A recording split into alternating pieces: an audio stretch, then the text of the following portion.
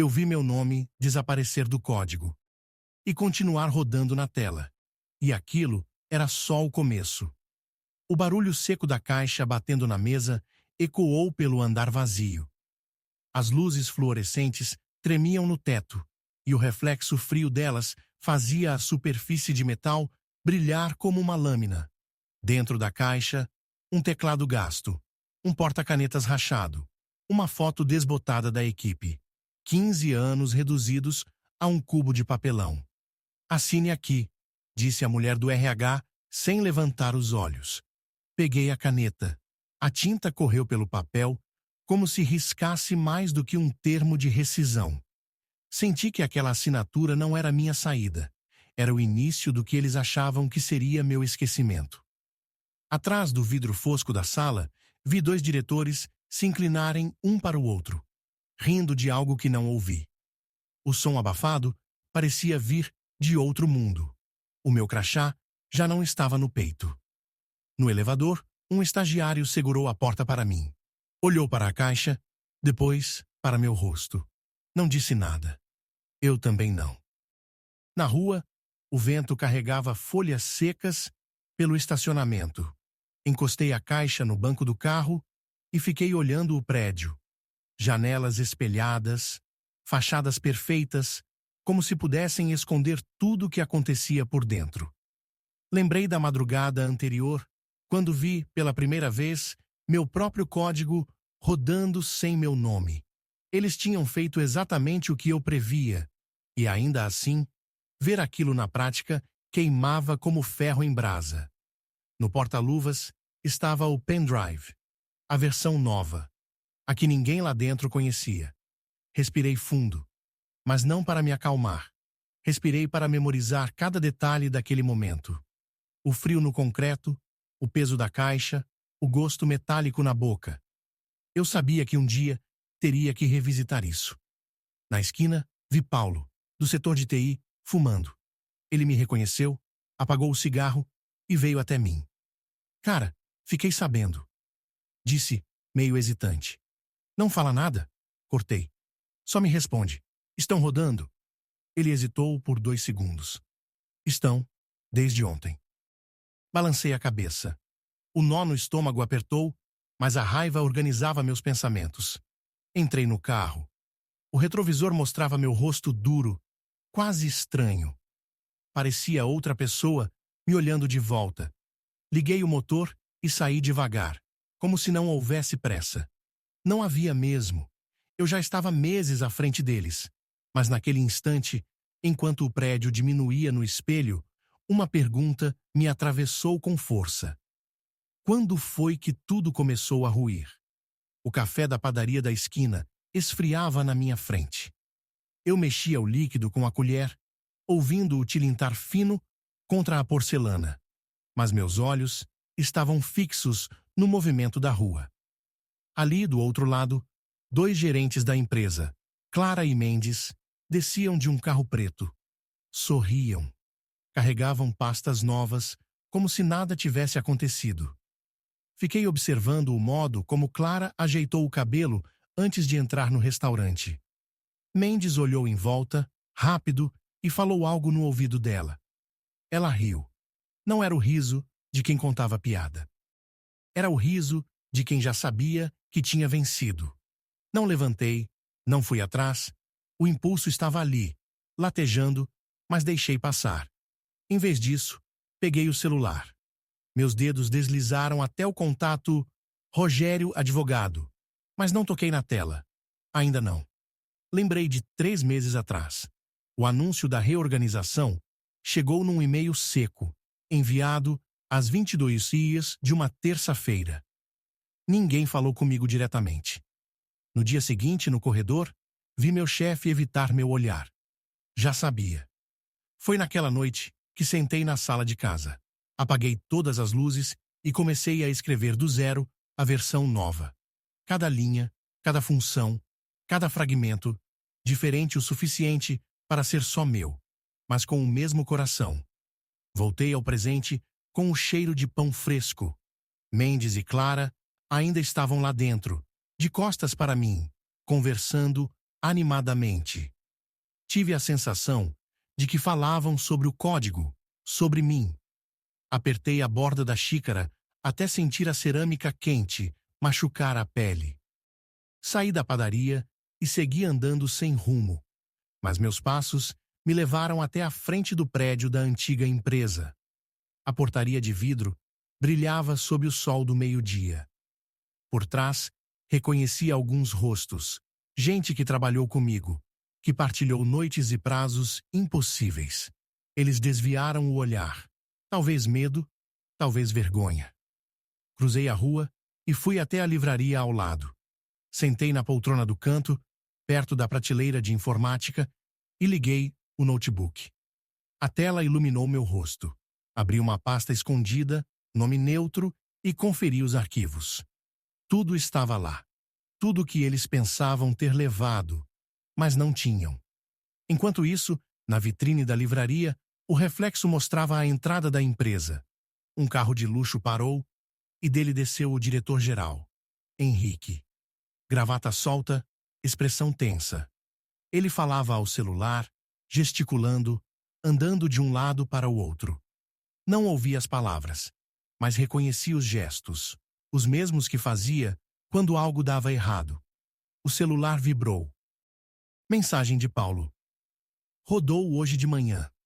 Funcionou, mas deu bug no módulo de predição. Estão nervosos. Li a frase 2 vezes. Sorri sozinho. O bug não era acidente. Era a isca. A mesma que eles acharam que era ouro. Fechei o notebook devagar, como quem guarda um segredo frágil. Olhei novamente para Henrique na calçada. Ele parou, encostou no carro e passou a mão pelo rosto. Por um segundo, nossos olhares quase se encontraram através do vidro da livraria. Eu desviei primeiro. Voltei a encarar a estante. Livros sobre arquitetura de sistemas, inteligência artificial, segurança digital. Um deles, com a capa azul, parecia me chamar. Peguei, folheei.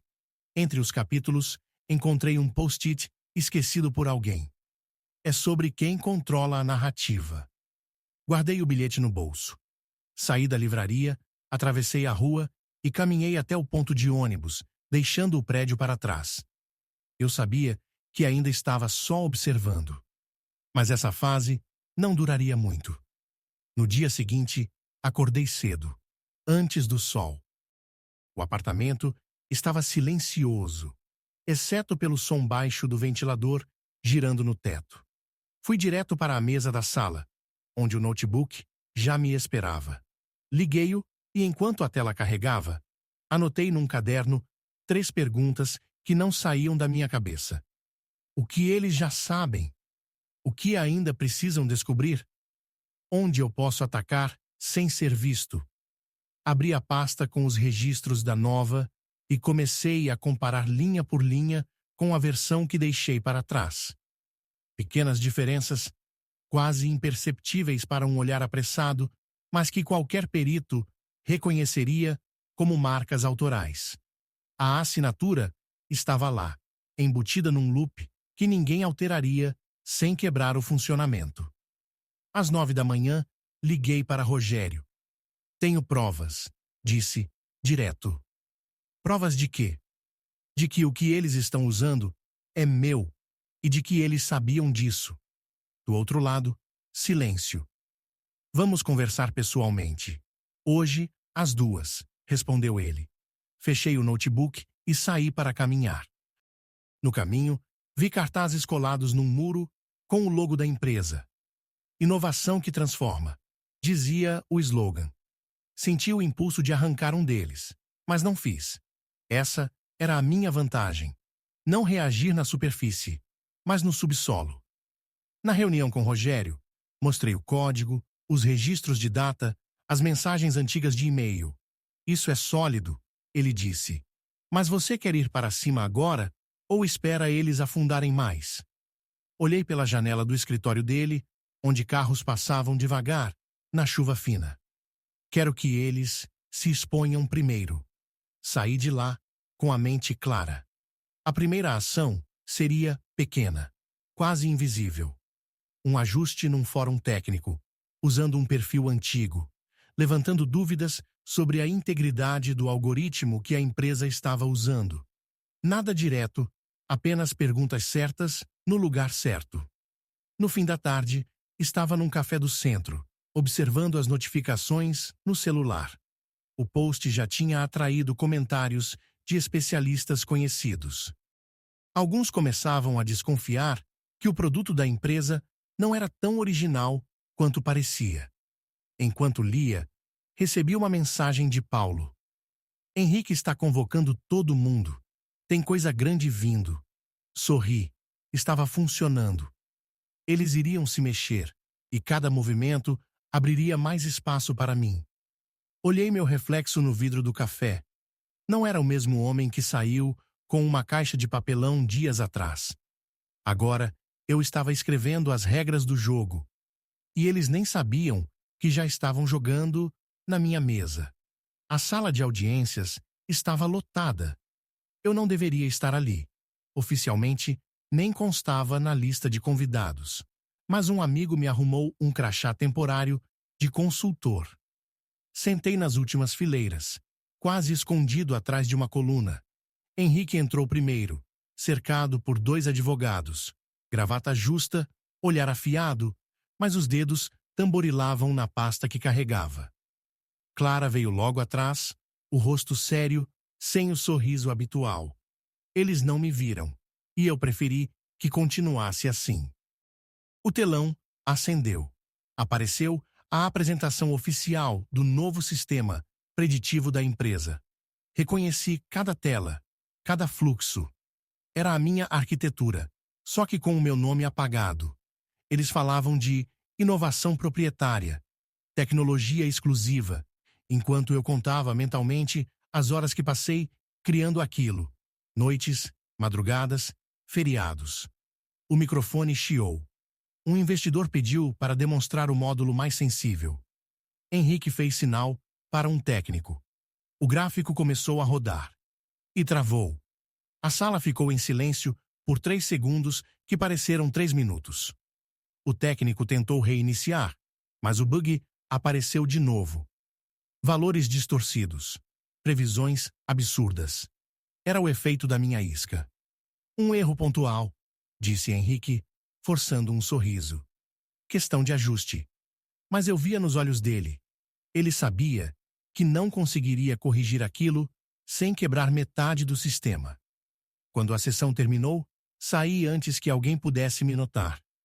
A chuva fina começava e a rua cheirava a asfalto molhado. Mas, em vez de satisfação, senti um peso. Eu tinha ferido a máquina. E ela ia revidar. No dia seguinte, o revidar veio. Uma notificação judicial, entregue por um oficial na minha porta. Acusação formal de uso indevido de recursos corporativos, quebra de contrato, danos materiais. Li cada página em silêncio. As letras dançando na minha frente. No final, havia uma ameaça clara. Bloqueio de bens, caso não respondesse. Sentei no sofá, os papéis espalhados ao meu redor. Por um instante, me vi afundando. Lembrei de um sonho antigo. Eu nadava no mar aberto, tentando alcançar uma boia, mas quanto mais me aproximava, mais ela se afastava. Era assim agora. Tudo que eu tentava proteger parecia fugir. Meu celular tocou. Rogério. Recebeu, não é? Disse ele. Recebi. E se eles conseguirem? Se você ceder, eles conseguem. Se você lutar, tem chances. Mas precisa ter estômago. Fiquei em silêncio. Ele suspirou. Pensa e me liga amanhã. Desliguei e fiquei encarando o reflexo distorcido da janela. A cidade lá fora se movia indiferente, como se nada estivesse acontecendo. E eu, no meio daquela tempestade silenciosa, senti algo quebrar por dentro. Não era apenas raiva. Era um cansaço profundo, um gosto de ferro na boca, como se todo o ar da sala tivesse sumido. Levantei, andei até o espelho do corredor. O rosto que me encarava parecia mais velho, os olhos fundos. Pensei em quebrar o vidro. Não que fosse resolver, mas talvez ajudasse a sentir algo diferente. Acabei só tocando a superfície fria, vendo minha imagem se fragmentar na distorção. Voltei para a sala, juntei as folhas do processo e prendi com um clipe. Coloquei tudo sobre a mesa e apaguei as luzes. Fiquei no escuro por muito tempo, ouvindo apenas o som distante da chuva. Naquele momento, pela primeira vez desde que saí com a caixa de papelão, senti que talvez eu estivesse perdendo e que a queda ainda não tinha chegado ao fim. Acordei antes do amanhecer. Não por insônia, mas porque o corpo já sabia que aquele dia não seria comum. A pilha de documentos sobre a mesa parecia me vigiar. As acusações ainda estavam lá, mas algo em mim tinha mudado durante a noite. Não era mais sobre salvar meu nome. Era sobre desmontar a máquina que fazia aquilo com qualquer um que ousasse criar. Coloquei café para passar e liguei o computador. Abri, quase sem pensar, uma pasta esquecida num HD externo. Ali estavam os rascunhos mais antigos, esboços de código, diagramas, prints de conversas internas. Em uma das imagens, o módulo inicial, com a minha assinatura escondida, aparecia nítido, com data e hora gravadas automaticamente pelo sistema. Era impossível apagar aquilo sem deixar rastros. Enquanto analisava os arquivos, o telefone vibrou. Número desconhecido. Atendi. Você não me conhece, disse uma voz grave, pausada. Mas eu acompanhei sua apresentação de anos atrás, na conferência de Recife. Sei que estão tentando apagar você. Quem fala? Vamos dizer que sou um curioso e posso ajudar. Olhe seu e-mail em 5 minutos. A ligação caiu. O coração acelerou, mas não de medo, de antecipação. Abri o e-mail e vi um arquivo criptografado, sem remetente identificado. Dentro, havia planilhas internas da empresa, contratos secretos, pagamentos a consultorias de fachada, inclusive uma cláusula de licenciamento irregular do meu próprio código para um cliente estrangeiro. Era mais do que prova de plágio. Era prova de crime. Enviei o material para Rogério, junto com uma mensagem curta. Temos um novo jogo.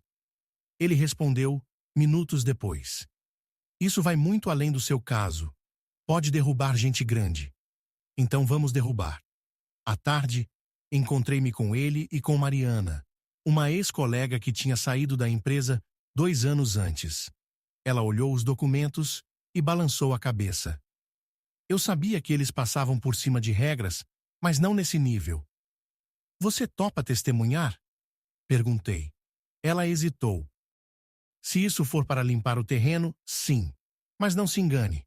Vai ficar perigoso. Enquanto conversávamos, percebi que a meta tinha mudado. Já não era recuperar meu lugar no código. Era expor um sistema inteiro que transformava gente como eu em descartáveis. À noite, voltei para casa e revisei o plano. Primeiro, preparar a denúncia formal com as provas digitais e os depoimentos.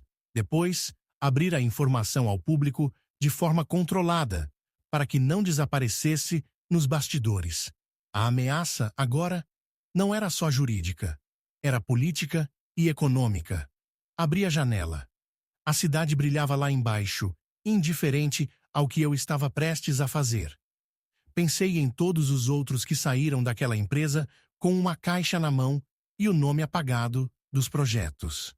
Pensei no rosto de Clara, no de Henrique e no riso abafado que vi no dia do meu desligamento. O ar da madrugada estava frio e pela primeira vez em semanas eu respirei fundo, sem sentir o peso no peito. Eu sabia que estava entrando num território onde não haveria volta e que, se desse certo, a história não seria apenas minha. Fechei o computador, guardei o HD no cofre e apaguei as luzes. No escuro, visualizei cada passo como peças de um tabuleiro. E sorri sozinho, porque a partir de agora, eles não estavam mais lidando com um funcionário demitido. estavam lidando com alguém disposto a mudar as regras do jogo inteiro. A sala estava cheia de vozes sobrepostas, música baixa e o cheiro de vinho caro.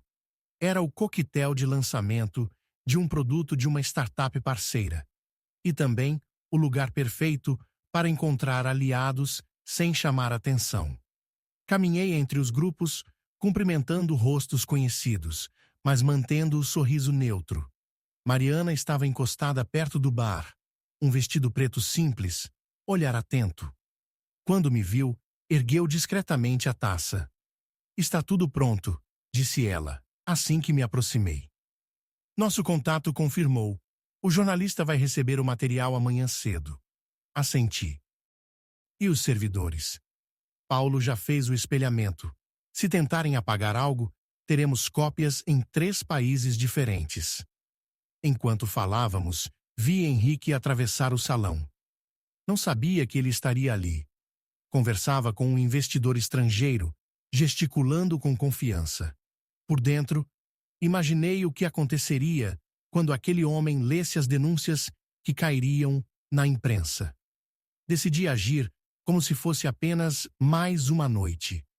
Cumprimentei alguns conhecidos, falei sobre projetos genéricos e deixei que Mariana circulasse com o mesmo ar despreocupado.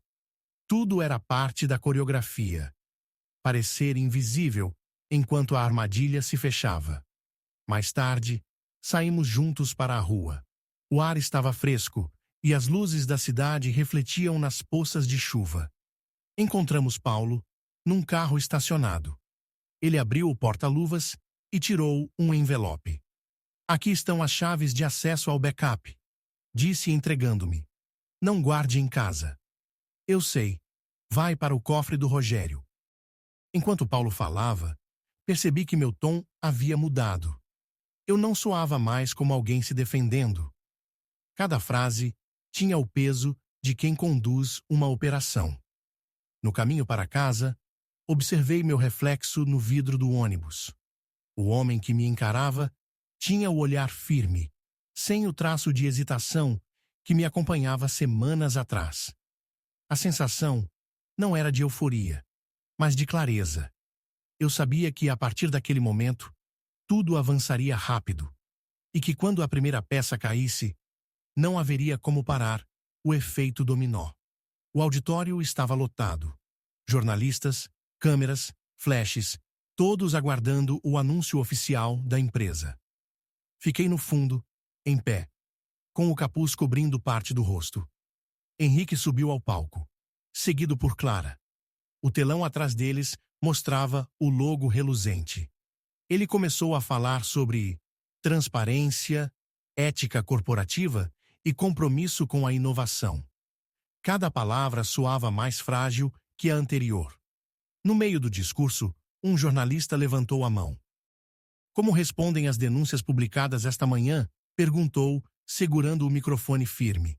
Henrique congelou por um segundo. Clara se adiantou, tentando sorrir. "Trata-se de mal-entendido."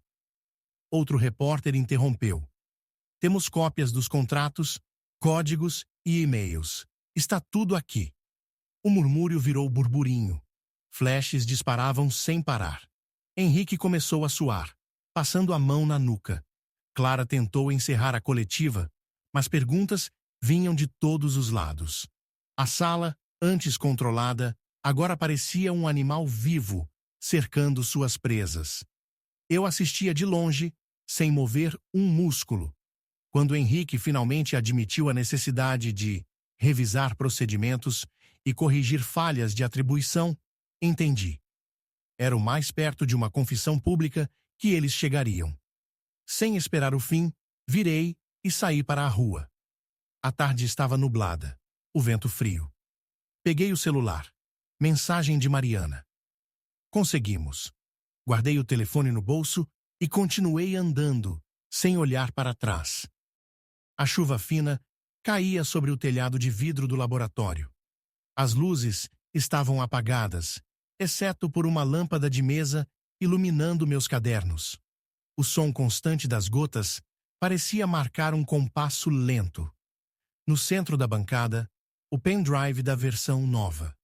Peguei-o com cuidado, girando entre os dedos como quem avalia um objeto precioso pela última vez. Depois, coloquei-o no triturador de metal. O barulho seco engoliu anos de trabalho em segundos. Fiquei ali, olhando para as limalhas brilharem sob a luz fraca. Não havia raiva, nem alívio, apenas silêncio. Atrás de mim, na porta, Mariana observava sem dizer nada. Sobre o vidro, colei um post-it amarelo com uma frase escrita à mão. Não foi vingança, foi arquitetura. Saí antes que ela pudesse responder. Fechei a porta devagar, sentindo o clique ecoar pelo corredor vazio. Do lado de fora, a cidade respirava como se nada tivesse acontecido. E talvez fosse isso mesmo.